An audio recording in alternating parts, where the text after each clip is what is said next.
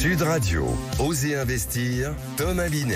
Que faire de votre argent? Où le placer? Comment le placer? On en parle avec vous tous les dimanches. Thomas Binet, bonjour. Rebonjour mon cher Jean-Marie. Évidemment, on programme aujourd'hui. Eh bien écoutez, on va parler du monde de l'immobilier. Il y a un tsunami qui est en cours. Et puis on va recevoir Stellan Cohen, présidente d'Alta Profit. On va parler d'assurance vie et de placement en 2024. Et on terminera cette émission avec Guy Marty, notre expert en gestion de patrimoine.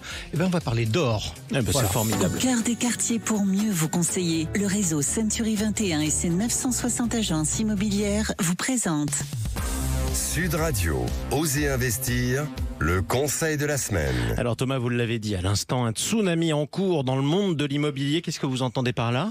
Écoutez, on voit bien Jean-Marie que tout va mal. Le monde de l'immobilier, les acteurs ne dérogent pas à cette règle. Le cabinet d'études Altares vient de sortir son étude et les chiffres sont d'une part édifiants et révèlent qu'une vague submersive est en train d'arriver sur la profession. Alors une vague submersive justement, qu'est-ce qu'on apprend grâce à cette étude? Eh bien écoutez, on va donner quelques chiffres. En 2023, 910 agences immobilières se sont déclarées en cessation de paiement ou en procédure de sauvegarde.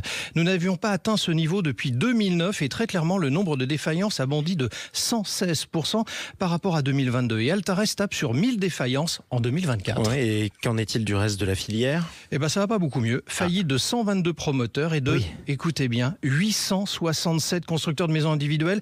Ce dernier domaine est frappé très violemment dans cette crise et je ne vous parle pas des plans sociaux en cours ou à venir. Oui, c'est dingue. Alors c'est quoi l'analyse de votre analyse de la situation? Ça risque de continuer, car nos gouvernants n'ont pas pris la dimension de la situation. L'absence de ministre du Logement peut donner un sentiment de flottement, mais on sait bien que de toute façon, les arbitrages sont donnés à Bercy. Alors on voit bien également que le marché ne bouge plus depuis plusieurs mois en raison des taux, des ventes qui baissent et des acheteurs qui sont attentistes.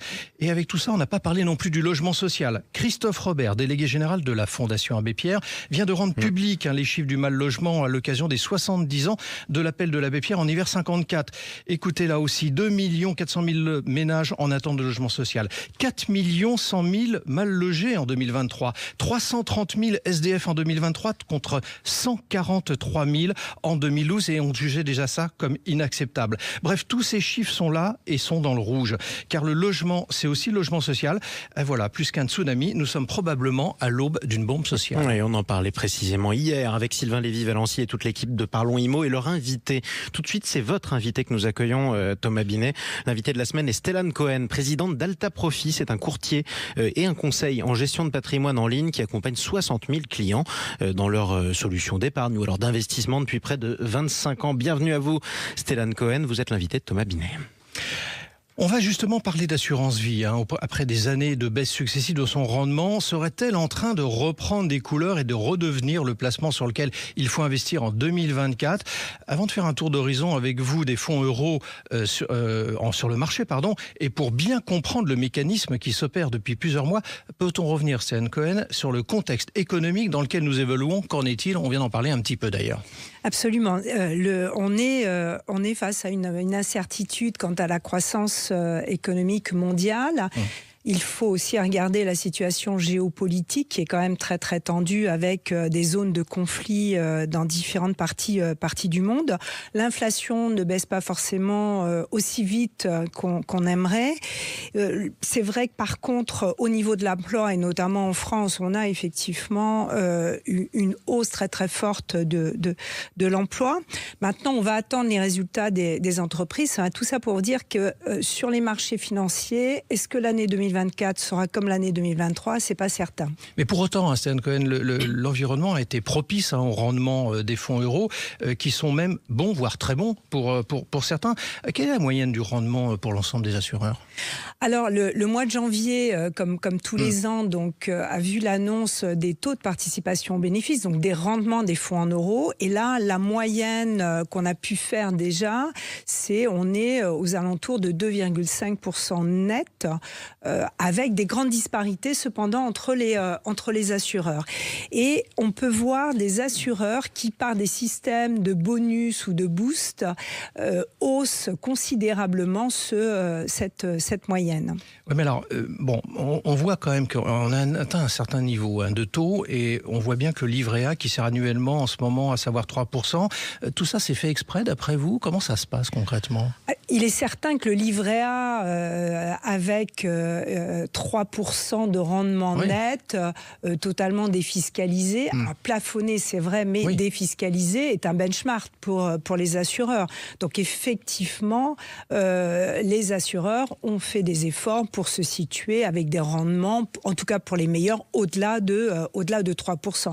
Et ça, finalement, c'est extrêmement bon pour les épargnants. Mais en plus, c'est un placement prudentiel pour les ménages.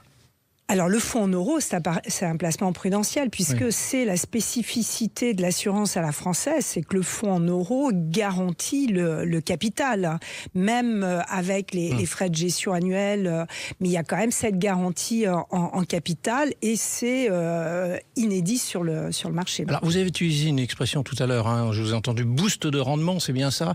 Vous pouvez nous expliquer un petit peu en quoi ça consiste ? Alors les assureurs donnent ce qu'on appelle un taux de base. Donc je parlais de 2,5 tout à l'heure, la moyenne du marché.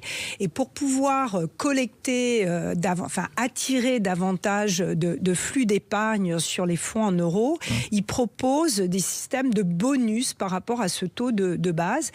Et les conditions, c'est quelquefois les unités de compte, c'est-à-dire venir prendre un petit peu de fonds exposés, ou bien c'est au moment du versement, vous versez cette année, eh bien vous allez pouvoir bénéficier d'un bonus supplémentaire. Sans rentrer plus dans les détails, en tout cas, ce qu'on peut dire, c'est que ces bonus, ça va amener les taux de participation bénéfice, donc les taux de rendement, à venir flirter avec les 5% net. Donc pour certains assureurs. Donc c'est une vraie performance, avoir son fonds en euros avec de tels niveaux de rendement. Mais alors justement, comment on fait pour bénéficier, pour profiter de ces fameux boosts de rendement ?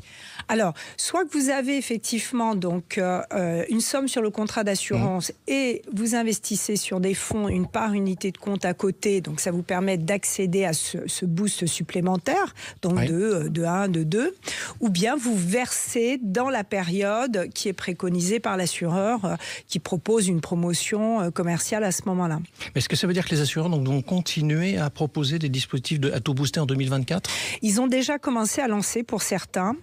Certains assureurs ont lancé, alors je pense à Generali, Suramni, Swiss Life, c'est des assureurs qui ont une position de leader sur le marché de l'épargne et ils proposent déjà donc des bonus qui viendront s'ajouter au taux de rendement. Donc on verra effectivement des taux en fin d'année qui pourraient être bien au-delà de 4% net, comme je le disais tout à l'heure, venir flirter avec les 5%. Alors si on vous...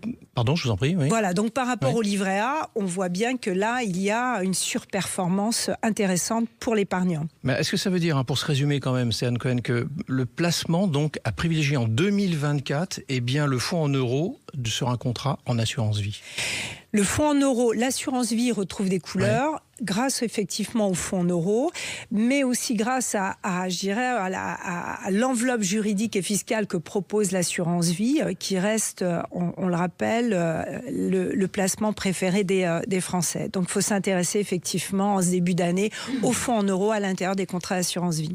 Merci Stéphane Cohen. Merci Thomas. À vous. Et je rappelle d'ailleurs que vous êtes la présidente d'Alta Profit. Merci d'être passé sur le studio de Sud Radio. Tout de suite, le coin de l'expert. Intergestion REM, spécialiste de l'épargne en SCPI depuis plus de 30 ans, présente Sud Radio, Osez investir, le coin de l'expert. Et l'un des experts d'Oser Investir qu'on retrouve toujours avec plaisir, c'est Guy Marty, fondateur de pierrepapier.fr, notre consultant en gestion de patrimoine. Thomas, avec Guy, vous allez nous parler d'or aujourd'hui. Absolument Jean-Marie, parce que ça fait quand même quelques temps que l'on n'avait pas parlé de ce sujet. Alors Guy, comment se porte cet investissement ces derniers temps ?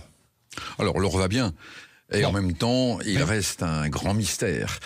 Bon, pour donner des chiffres, en 2023, le lingot, donc 1 kilo d'or, est passé de 55 500 en début d'année à 60 000 en fin d'année, soit un peu plus de 8%. Meilleur que l'assurance vie, n'est-ce pas ? Et du coup, ces dernières années, ça se passe comment ? Alors, en fait, il a progressé sérieusement depuis 2000-2005. Il avait beaucoup stagné, il avait baissé. Et depuis 2005, il a recommencé à progresser. Il était à l'époque entre 9 et 10 000 euros. Il est aujourd'hui à 60. Ça veut dire une multiplication par 6. C'est pas mal. Alors, il y a un mystère dans tout ça, je suis sûr. Allez-y. Mais oui, parce que le mystère de l'or, c'est que avec l'inflation, avec les guerres, avec le monde qui se redivise, beaucoup s'attendaient à ce que l'or explose. Et en fait, depuis des années, il progresse, mais tranquillement, sans plus. Alors, en fait, certains pensent que c'est la faute au Bitcoin, qui est devenu également une valeur refuge. Bon, d'autres ne sont pas d'accord. En fait, l'or, c'est comme toujours, il y a ceux qui y croient, ceux qui n'y croient pas. Avec l'or, vous savez, il y a un seul conseil de sagesse. Personne ne sait ce qu'il fera dans les 2 ou 3 ans. Oh, c'est pratique. Votre dernier conseil, mon cher Guy. Conseil d'investissement ? Allez-y. Alors, c'est très simple. Si vous êtes un homme, achetez des bijoux à votre femme ou à vos filles. Et si vous, alors surtout en bijouterie du 18 carats. Et si vous êtes une femme, faites-vous plaisir. Un collier ou une broche bien choisis auront toujours de la valeur. Exactement, surtout quand c'est une belle pièce d'art. Et ça, c'est important de le rappeler. Il est l'or, monseigneur. Merci beaucoup. En tout cas, Guy Marty et Thomas Binet. On vous retrouve, mon cher Thomas, dimanche prochain. Avec plaisir.